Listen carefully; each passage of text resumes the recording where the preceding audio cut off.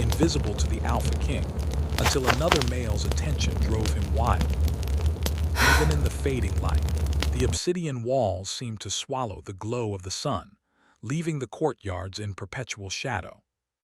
The people who dwelled within its walls moved like cautious ghosts, their whispers echoing along the stone corridors, fearful of the king's piercing gaze. Kale, a young courtier with dark hair and quiet eyes, slipped through these corridors unnoticed, just as he had for years. He had learned early in life that to survive in Dareth's palace, invisibility was often a shield stronger than armor. He walked the halls with careful steps, hands tucked into his sleeves, ears alert for the whispers of treachery or the sharp edges of the king's temper. Despite his carefulness, Kale had noticed the subtle ways the Alpha King ruled, the way Dareth's presence alone could make even the bravest men falter. The king's eyes, sharp and dark as storm clouds, seemed to pierce through not only walls but hearts. Kale had been invisible to those eyes for as long as he could remember, a shadow among shadows, quietly observing, quietly surviving. It was a life of safety, but one of longing too. Kale had glimpsed the few moments when the king showed emotion, rare cracks in the stoic armor that surrounded him. The kingdom spoke of a curse, a shadowed force that wrapped itself around Dareth's heart. It was said he could never feel love without torment, that passion and pain were inseparable in his soul. Kale, of course, never dared to hope that such a man could notice someone like him. Yet, life in the palace had a way of shifting when least expected. It began on a morning when Kale delivered messages from the eastern towers. Lyric, a visiting nobleman from a distant land, was wandering the gardens. His laughter, bright and unguarded, cut through the usual tension of the palace air. Kale stopped to hand him a folded parchment, their fingers brushing for the briefest instant. Lyric's smile, warm and open, lingered on Kale far longer than etiquette would allow. "You always deliver the news so quietly," Lyric said, his voice soft but teasing. "I almost didn't notice you." Kale froze, heart thudding. He was accustomed to being invisible, a shadow unnoticed even by servants and nobles alike. But Lyric's words, they were a spark, a strange kind of illumination he had never known. Before Kale could answer, a shadow moved along the garden wall. Dareth had arrived, silent as the night, his long cloak brushing the stone path. The Alpha King's presence was a force that bent the air, a silent warning to anyone who dared breathe too loudly. Kale's stomach tightened and he instinctively stepped back, but Dareth did not look at Lyric. His gaze fell on Kale and held. It was only a glance, brief and controlled, yet enough to make Kale's knees feel weak. The king's eyes, dark as the storm clouds that hung perpetually above the palace, studied him in a way that felt like a touch, cold yet searing. Kale could feel a strange heat crawling along his skin, a mixture of fear, fascination, and something else he could not name. Dareth's lips pressed into a line, and for a heartbeat he seemed to hesitate. Then, without a word, he turned and disappeared into the shadowed corridors of the palace, leaving Kale trembling, uncertain, and more aware of himself than he had ever been. The days that followed were strange and unsettling. Kale moved through the palace with heightened awareness, noting the subtle shifts in the court. Servants whispered rumors of the king's sudden interest in him. Lyric's playful glances became the only bright points in Kale's life, and yet they were also dangerous. To attract Dareth's attention was to walk on a knife's edge. The king's desire was a storm, beautiful and terrifying in equal measure. Kale could not escape the feeling that everything was changing. The palace, once a place of shadowed safety, now felt alive with tension. Every corner might hide danger. Every glance from Dareth's dark eyes could pierce him like a blade. And yet, Kale found himself drawn to the king in a way that frightened him. One evening, Kale was called to deliver a message to the king in the Hall of Thrones, a vast chamber of black marble and cold, glittering chandeliers. The room was empty except for Dareth, who stood by a window, watching the storm gather over the kingdom. Lightning flashed, illuminating the sharp angles of his face and the power coiled in his stance. "Kale," the king said, his voice low and commanding. "You are always here, yet I have never noticed you. Why is that?" Kale swallowed, searching for words. I am cautious, my king. I observe, but I do not interfere." Dareth's eyes narrowed. "Do you not wish to be seen?" The question struck Kale harder than any blade. To be seen by the Alpha King was a dangerous gift, one that could bring favor or destruction. Yet the thought of being noticed, of being recognized, of being truly acknowledged, stirred something deep in Kale's chest. Kale began, but the words faltered under the weight of the king's gaze. "You are not like the others," Dareth said, stepping closer. "You carry yourself with caution, yes, but also with strength. I have overlooked you for years, and now—" his eyes darkened. "Now I cannot." Kale felt his heart hammering. The storm outside mirrored the turmoil within him. Every instinct screamed for caution, yet every nerve demanded attention, proximity, recognition. He was afraid, but a part of him, small and trembling, thrilled at the thought of being noticed, truly seen. Before Kale could respond, Lyric's laughter rang from the corridor outside. The sound was careless, innocent, a reminder of another world, another chance at safety. Dareth's gaze flicked toward the sound, his jaw tightening. Something like fire sparked in his eyes, possessive, dangerous. "You," Dareth murmured almost to himself. "You draw attention even from others, and yet you do not belong to them." Kale's stomach twisted.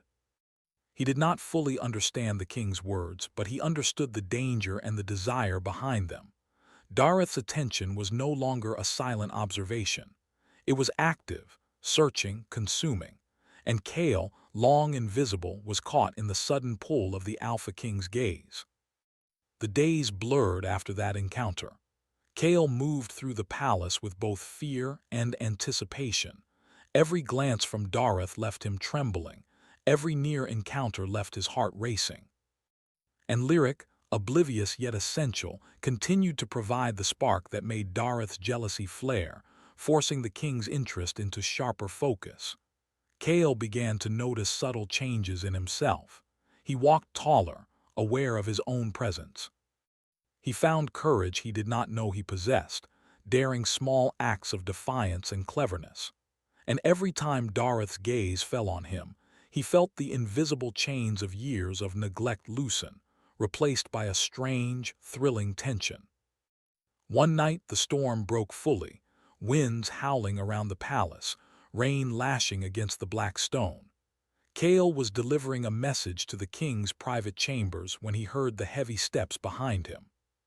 He froze, heart in his throat, as Dareth appeared, cloak-soaked, eyes flashing with the storm's intensity and his own unspoken hunger. "You are here," Dareth said, his voice a low rumble. "Always in the shadows, always careful, yet always present." Kale swallowed hard. I serve my king." Dareth stepped closer, the heat from his presence a physical force. "No, you do not merely serve. You endure, you survive, you live. And for that you are remarkable." Kale's breath caught. He had never been called remarkable, never acknowledged for his strength or his courage. To hear it from Dareth, the Alpha King, was more terrifying and intoxicating than he could have imagined. "You have been invisible to me for too long," Dareth continued, voice lowering to a whisper. "But no more." Kale felt a shiver run through him, a mixture of fear, longing, and something deeper, something unnameable. The king's gaze was heavy on him, intense, unrelenting. And in that moment, Kale realized that nothing in the palace, not shadows, not whispers, not caution, would ever be the same again. Outside, the storm raged, lightning illuminating the obsidian towers, thunder shaking the foundations of the palace. Inside, two hearts trembled in a silent, charged recognition. Kale, the boy who had been invisible to the Alpha King for years, now found himself at the center of a storm far more dangerous than any weather, the storm of Dareth's attention, desire, and power. And for the first time, He did not know whether to run or to stay. The palace was quieter than usual, though the storm outside still raged, a steady rhythm of wind and rain that shook the high towers and rattled the windows. Inside, Cale moved carefully through the corridors, his thoughts tangled in the events of the past days. He could still feel the weight of Dareth's gaze, heavy and unyielding, pressing on him even when the king was elsewhere. Lyric's laughter, playful and careless, echoed faintly from the gardens as Cale passed a long hallway. Cale's lips curved in a small, almost guilty smile. The other man's attention had been the spark that drew the king's gaze, yet it had also stirred something strange in Cale, a mixture of hope, curiosity, and fear. He paused at the entrance to the Hall of Mirrors, a place where the walls were polished obsidian, reflecting light and shadow in shifting patterns. The hall was empty, save for the flicker of candlelight that danced across the walls. Cale's reflection stared back at him, calm and quiet, yet he could feel his own pulse racing. "You are late," came a voice, smooth and commanding, echoing through the hall. Cale turned sharply. Dareth stood at the far end, his cloak still damp from the storm, his eyes darker than the night outside. The Alpha King's presence filled the room, commanding and suffocating, yet strangely exhilarating. I had messages to deliver," Cale said, bowing slightly, though the words felt hollow. Every instinct in him told him to stay cautious, to retreat, yet he did not move. Dareth's gaze narrowed. "Excuses do not interest me. You are always careful, Cale. You hide, you observe, you survive. But there is more to you than that, is there not?" Cale's throat tightened. How could the king see so clearly when no one else did? I do what I must," he whispered, voice trembling slightly. The king took a step forward, closing the distance between them. The air seemed to shift, heavy with anticipation. "Do you not wish to be seen?" Dareth asked, his voice low, like the distant growl of thunder. Cale could not answer. The question struck at the core of him. To be seen by the Alpha King, to truly be recognized, was a dangerous thought, but he realized with a shock that he wanted it more than anything. You are not like the others," Dareth continued, his eyes scanning Cale's face. "Cautious, yes, but strong, clever, enduring. I have overlooked you for years, and now I cannot." Cale's breath caught. He had never been looked at like this, never had a man, least of all a king, see him so clearly. His heart raced with a mixture of fear and a strange, thrilling longing. Before he could speak, Lyric's voice called from the gardens outside. Bright, playful, innocent.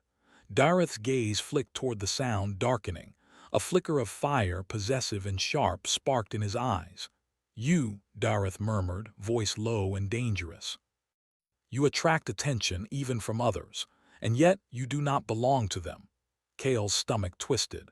The words were heavy with meaning he could not fully understand. Dareth's attention was no longer casual. It was consuming, demanding, and electric. The days that followed became a delicate, tense dance. Cale moved through the palace with both fear and anticipation. Every glance from the king left him trembling. Every near encounter made his pulse quicken.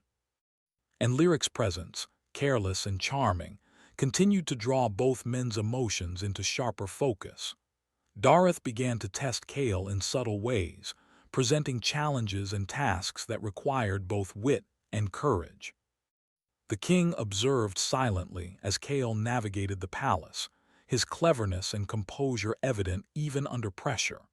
And though Cale did not always understand the purpose of these tests, he felt the weight of the king's gaze as both challenge and acknowledgement. One evening, Cale found himself in the palace gardens. The rain softened into a light drizzle. The scent of wet stone and blooming night flowers filled the air. Dareth appeared, moving like a shadow across the wet paths, his presence magnetic and unavoidable. "You have been clever," the king said, stopping just a few feet away. "But cleverness alone is not enough. Courage, endurance, and understanding, these will test you far more than the games you play in the light." Cale felt a shiver run down his spine. I will do my best, my king." Dareth studied him, eyes intense and unyielding. Do you understand what you are stepping into? Once I notice you, once I desire you, there is no turning back. Kale swallowed, heart racing. I understand. For a long moment, silence stretched between them. Then, unexpectedly, Dareth stepped closer, so close that Kale could feel the warmth radiating from him. The storm outside seemed to echo the tension within the garden, wind and rain whipping around the marble paths, candlelight flickering from the hallways behind them. You are stronger than I imagined, Dareth whispered, his voice almost lost in the wind. And yet, you fear me. Do you not? Kale's chest tightened. I do, he admitted softly, the truth tasting like fire on his tongue. But I cannot run from you. The king's eyes darkened further, a mixture of desire, curiosity, and warning. Good, he said, low and dangerous. Do not run. You belong here now, Kale, whether you know it or not. Days turned into nights, and the storm outside the palace gradually faded. But within its walls, the tension between Kale and Dareth grew, a slow-burning fire that neither dared fully acknowledge. The king's attention was relentless, a constant reminder of the danger and the desire he stirred in Kale. Lyric remained a spark in the background, his admiration for Kale innocent yet unavoidable. It drew Dareth's jealousy in sharp, fiery bursts, forcing the king to confront emotions he had long buried. Kale noticed the subtle changes in Dareth, moments when his cold, commanding exterior softened, when his gaze lingered a fraction longer than necessary. And each time, Kale felt the invisible chains around his heart loosen, replaced by a thrill he could neither name nor resist. It was during one of these quiet evenings that Kale first glimpsed a fragment of Dareth's past. The king had taken him to the library, a vast chamber of towering shelves and ancient tomes, filled with whispers of magic and history. Dareth opened a book, his hands steady and commanding, yet his eyes betrayed a faint, almost imperceptible sadness. This place, this knowledge, it is not for the faint of heart, Dareth said quietly. And neither am I. Kale looked at him, feeling an unfamiliar warmth rise in his chest. You are not alone, he said softly, though the words felt fragile. Dareth's gaze met his, sharp and intense. Perhaps, he murmured, but few can survive being close to me without breaking. Few can endure the darkness in me. Kale's hands clenched at his sides, determination burning within him. Then I will endure, he said firmly. I will not break. The king's lips curved slightly, almost like a smile, though it did not reach his eyes entirely. We shall see, he said, voice low and dangerous. Weeks passed, each day a careful dance of glances, small touches, and unspoken words. Kale grew bolder, testing his own courage and the boundaries of the king's interest. Dareth, in turn, tested him with challenges both subtle and direct, observing how Kale handled pressure, danger, and his own curiosity about the king's nature. And then one night, a storm unlike any before struck the kingdom. Lightning tore across the sky, illuminating the obsidian towers, and thunder shook the palace walls. Kale was sent to deliver a message to Dareth's private chambers, but as he navigated the halls, he sensed a presence behind him, heavy, commanding, undeniable. Dareth appeared, cloak dripping with rain, eyes dark with storm and fire. He moved close, the intensity of his presence pressing down on Kale. Do you understand the power you hold? The king asked, his voice low, almost a growl. Do you know what it means to be noticed by me? Kale's heart pounded. I think I understand, he said, though the truth was that he understood only part of it, the danger, the desire, the unrelenting tension. Dareth stepped closer, so near that Kale could feel the heat of him, the raw force of his presence. You are no longer invisible, Kale. And once seen, you cannot hide again. Kale swallowed, feeling both fear and exhilaration. The storm outside mirrored the one within him. Lightning flashed across the sky, illuminating the sharp angles of Dareth's face. And for the first time, Kale felt fully alive, caught between fear, longing, and the impossible allure of the Alpha King's attention. The night stretched long, heavy with unspoken words and dangerous curiosity. Cale knew that once the king had noticed him, nothing would ever be the same again. Outside, the storm raged.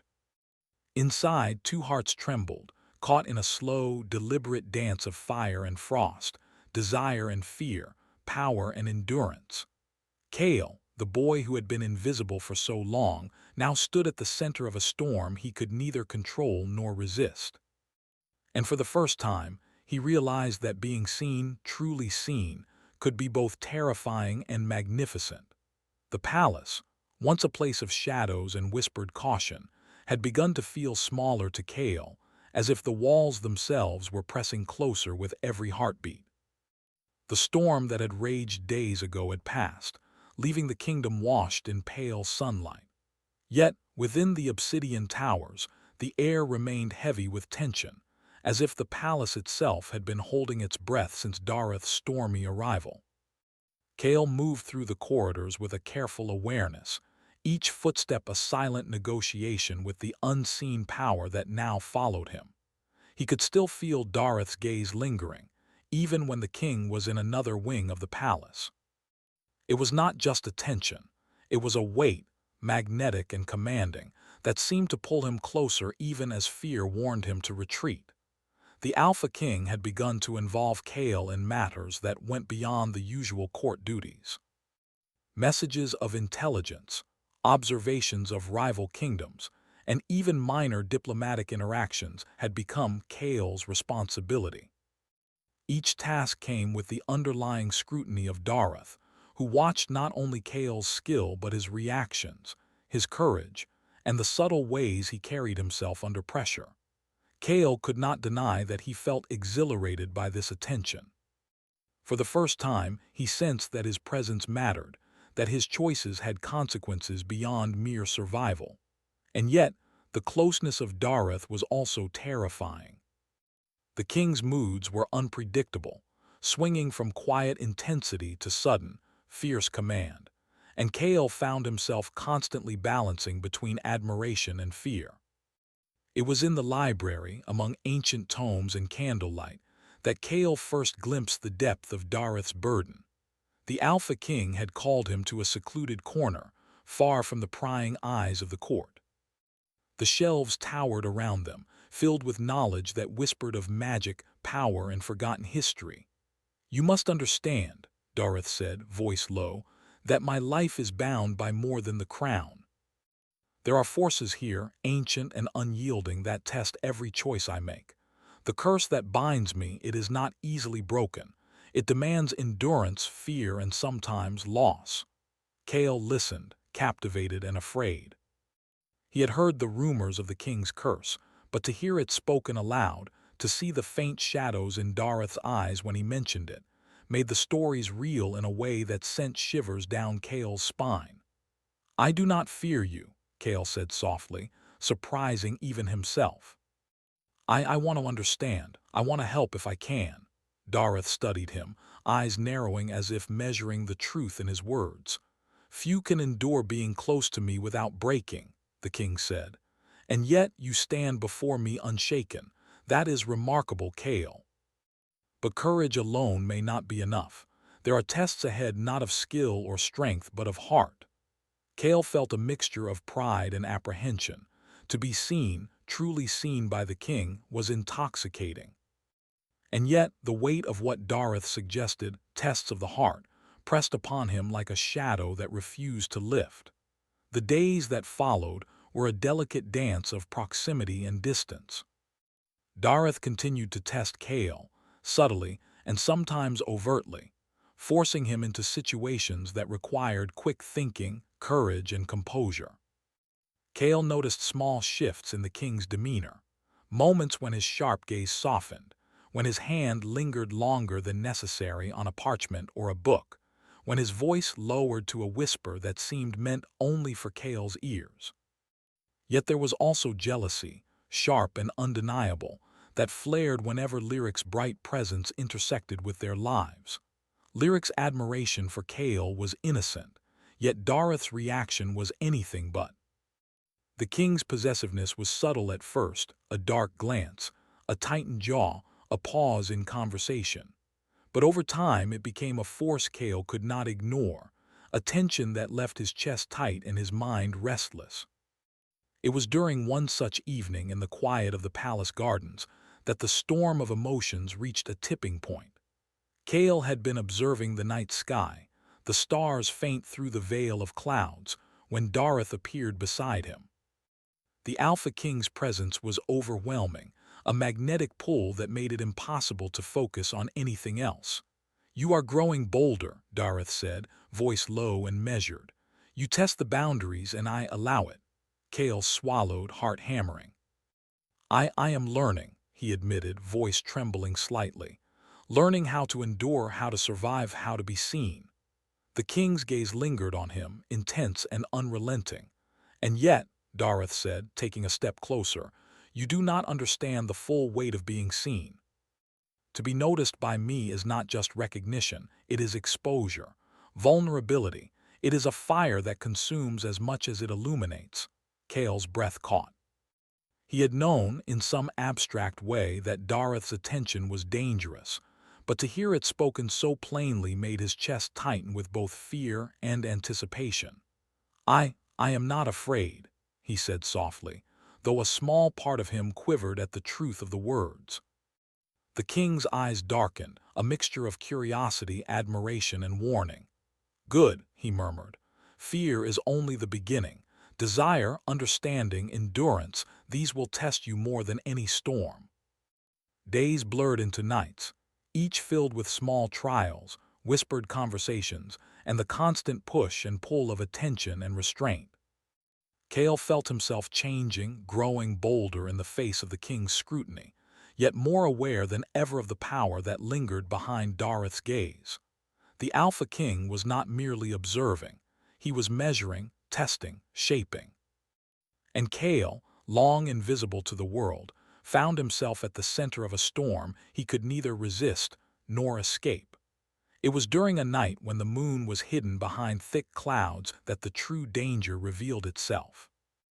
A shadowed figure slipped into the palace grounds, moving silently through the corridors, intent on an unknown task. Kale had been delivering a message to Dareth's chambers when he sensed it, a presence, dark and deliberate, that did not belong. Before he could react, the figure lunged, and Kale found himself caught in the midst of chaos. Panic surged through him, but Dareth appeared, moving with a swiftness and precision that made the storm outside seem slow and clumsy. The Alpha King's presence was overwhelming, a force that reshaped the space around them.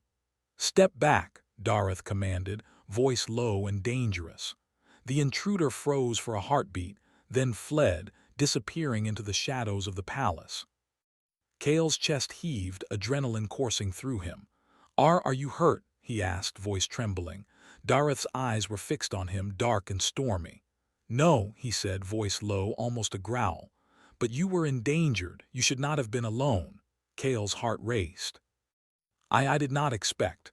"You should expect nothing," the king interrupted, stepping closer, presence like fire and shadow. "Only me, only my attention. Understand this, Kale. Once I claim my notice, the world will not be safe for you, but you will endure.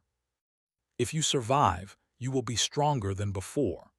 The words, though cautionary, carried an undeniable weight of intimacy. Kale felt a strange mixture of fear and exhilaration, a recognition that the king's attention, dangerous as it was also an acknowledgement of his worth. Days passed, and Kale and Dareth found themselves in increasingly close quarters. Each encounter was a test of patience, courage, and understanding. Kale learned to navigate the subtle shifts in the king's moods, to anticipate the unspoken expectations, and to measure his own reactions with care. In turn, Dareth revealed fragments of himself, his burdens, his past, and the curse that had isolated him from the world. "You must know," Dareth said one evening as they walked along the moonlit ramparts, "that my life is not my own. The curse binds me, and every choice I make carries consequences beyond imagination. To care, to notice, to desire, it is dangerous, for both of us." Kale looked up at the towering figure beside him, heart heavy with emotion. I do not care, he said softly. I want to endure it. Whatever comes, I will not run. Dareth's eyes softened slightly, though the intensity did not fade. Few can say that, he murmured. And fewer still can endure. But you, perhaps you are one of the rare ones. That night, as Kale returned to his chambers, he felt a new understanding settle over him. To be noticed by the Alpha King was not a gift alone. It was a trial, a fire that tested endurance, courage, and heart. And Kale, for the first time in his life, felt that he could face it, that he could survive, and perhaps even thrive under the weight of such attention. Yet even as he slept, he could not shake the feeling that the true test was still to come. Outside the palace walls, shadows lingered. Forces older than the kingdom itself stirred in the night. And in the heart of the Alpha King, a storm of desire, power, and fear raged on, threatening to consume them both. Kale awoke the next morning with the weight of expectation heavy on his shoulders. He had endured storms, scrutiny, and attention, but he knew the greatest challenges had not yet arrived. And as he prepared to face another day in the palace, a day that promised tests of courage, loyalty, and heart, he realized that nothing in his life would ever be the same again. He was no longer invisible. He was seen. And with being seen came a storm more powerful than any weather, more consuming than any fear, and more transformative than anything he had ever known. The kingdom lay quiet under a blood-red moon, the rare celestial event casting its eerie glow over the obsidian spires of the palace. Shadows stretched long across the courtyards, intertwining with the pools of light from flickering torches. It was a night charged with power, a night when the air itself seemed alive with expectation. Kale stood on the highest balcony, gripping the cold stone railing, watching the moon rise. The events of the past weeks had left him exhausted, yet alive in ways he had never known. Dareth's attention, intense and consuming, had pulled him from the shadows and forged him into someone stronger, more aware of himself and his own courage. Yet, beneath the exhilaration, a tremor of unease lingered. The prophecy whispered of a night when the blood moon would reveal the full power of the curse that bound the Alpha King, a power that could destroy or redeem, depending on who faced it. Kale felt its weight pressing on him now, the knowledge that the next hours could change everything. The king appeared silently behind him, cloak brushing the floor, eyes dark as storm clouds, reflecting the red glow of the moon. Dareth's presence filled the balcony, magnetic and overwhelming, a force that made Kale's heart both race and falter. "You feel it too," Dareth said softly, voice low and commanding. "The blood moon awakens forces that do not rest, and the curse will test us both." Kale nodded, swallowing hard. I am ready," he said, though a flutter of fear stirred in his chest. "I will endure whatever comes." Dareth's eyes softened for a fraction of a second, just enough for Kale to glimpse the man behind the king, the burdened soul hidden beneath the armor of command and power. "Endurance is not enough," Dareth said. "You must also understand. You must choose to face this with me, knowing the cost." Kale turned to face him fully, determination blazing in his eyes. "I choose. I will not hide. I will not run. I am with you." For a moment, the tension between them seemed to solidify, thick and unyielding, until a low, unnatural rumble shook the palace. The wind howled through the towers, and the candles flickered wildly, as if the very walls of the kingdom were aware of the moment's gravity. Dareth took Kale's hand, strong and unyielding, yet gentle enough to steady him. "Then we face it together," he said. "Whatever darkness lies ahead, we endure together." They moved through the palace corridors, silent but alert, toward the heart of the castle where the oldest magic slept, the ritual chamber, a circular hall lined with ancient runes and sigils. The blood-red moonlight streamed through the tall windows, casting long shadows that danced across the polished stone floors. Kale's pulse quickened. The air thrummed with energy, a low vibration that seemed to hum in his chest. He felt the presence of forces older than the kingdom itself, aware of the tension between the Alpha King and the courtier who had stepped out of the shadows. Dareth spoke, his voice steady despite the storm of magic surrounding them. The curse has been a prison for centuries. To break it, it requires acknowledgement, trust, and the willingness to endure the fire within. Are you prepared? Kale nodded, though his hands trembled slightly. I am. The ritual began. Dareth chanted in the old tongue, a language that vibrated in the bones, resonating with the very stones of the chamber. Kale felt energy swirl around them, a mixture of heat, light, and shadow, wrapping itself around their bodies. The magic reacted to their emotions, fear, courage, trust, and desire intermingling in the charged air. At first, the force of it was overwhelming. Kale stumbled, barely catching himself against the wall. Dareth's hand gripped his arm, steadying him, grounding him, yet the power pulsing through the room was relentless. You must not falter, Dareth said, eyes locked onto Kale's. Your heart, your courage, your trust, it fuels this. Focus on me, focus on us. Kale drew a deep breath, shutting out the chaos, the heat, the energy that threatened to consume him. He focused only on Dareth, the man who had seen him, claimed him, and challenged him to rise beyond fear. Slowly, the tremor in his hand steadied. Slowly, he felt the magic respond to him, bending, twisting, and shaping itself around their combined will. Then came a moment of raw intensity. Shadows in the chamber deepened, forming shapes that seemed almost alive, testing them, pushing Kale's resolve to the limit. A wave of fear surged through him, memories of being invisible, of being overlooked, of being powerless, crashing like a tide against his heart. But Dareth was there, unwavering, his presence a shield and a force grounding Kale even as the shadows lashed around them. Do not let the fear control you, Dareth commanded.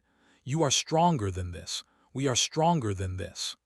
Kale felt warmth bloom from Dareth's touch, a tether that pulled him from the brink of panic. He realized in that moment that the king's power was not merely his own. It was shared, amplified by trust and courage. The bond between them, forged in the weeks of scrutiny, tension, and quiet understanding, became the anchor that allowed Kale to endure. With a final surge of effort, Kale reached out, placing his hand over Dareth's. The magic around them flared, the runes on the floor glowing with a brilliant light, and the shadows recoiled, dissolving into the air. The curse, centuries in the making, trembled under the force of acknowledgement, trust, and shared strength. And then silence. The blood moon hung in the sky, bright and still, as the chamber's energy settled. Kale and Dareth stood together, breathing heavily, bodies close, hearts racing in tandem. The curse had been broken, not by power alone, but by endurance, understanding, and connection. Dareth's gaze, once sharp and commanding, softened as he looked at Kale. You have endured, he said quietly. You have seen me and you have not faltered. Few could have done this. Kale's voice was small but steady. We endured together. For the first time, Dareth smiled, a slow, genuine curve of his lips, and the tension that had always surrounded him seemed to ease. Yes, he agreed. Together. The weeks that followed were a transformation for the kingdom and for the two men.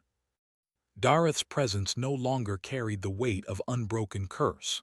His command remained, but his eyes held warmth, acknowledgement, and the subtle flicker of joy that had been absent for so long. Kale, once invisible and cautious, now moved with quiet confidence, recognized not just by the king, but by himself. Lyric, who had remained a bright spark in the background, watched the change with quiet admiration. He approached Kale one evening in the palace gardens, rain-soaked and smiling. I think I underestimated you, Lyric said. You've endured storms I could never have imagined. Kale smiled faintly, a mixture of humility and pride. I had someone guiding me, he said, eyes flicking to where Dareth stood, observing them from a distance. Someone who saw me when no one else did. Dareth approached then, silent and commanding as ever, but now there was no threat in his steps. He stopped beside Kale, the moonlight casting his dark form in a softer glow. "And now," the king said, voice low and steady, "the shadows have passed. The kingdom is safe and you are seen, truly seen. By me, by yourself, and by the world." Kale felt a deep warmth bloom in his chest, a combination of relief, pride, and something deeper, something akin to belonging. I never thought I would be," he admitted. "You are," Dareth said firmly. "And you always were, you just needed to believe it." The two men stood together, hands brushing, hearts beating in quiet synchronization, the palace around them finally at peace. Outside, the kingdom basked in the soft light of the blood moon, its power now a witness to their triumph rather than a threat. And yet, as the first light of dawn began to touch the obsidian towers, Kale sensed that their journey was only beginning. The curse had been broken, the bond had been forged, but the world beyond the palace walls was wide, unpredictable, and full of challenges. Dareth's hand found Kale's, strong and warm. "Whatever comes," he said, eyes dark but gentle, "we face it together." Kale squeezed the king's hand in return. "Together," he agreed, heart steady and resolute. The kingdom stirred to life under the dawn, the blood moon fading but leaving behind its mark. A reminder of trials faced, endurance proven, and hearts transformed. Kale and Dareth moved forward, no longer bound by fear or curse, but strengthened by trust, courage, and the unbreakable bond forged in shadows, storms, and fire. The Alpha King and the courtier who had once been invisible now stood at the center of the world, united, unbroken, and ready for whatever destiny awaited. And as the sun rose, painting the obsidian towers in gold and crimson, Kale realized he had been seen, he had endured, and he had found a place where he belonged. The storm had passed, the curse had ended, and a new chapter, bright, terrifying, and full of possibility, had begun.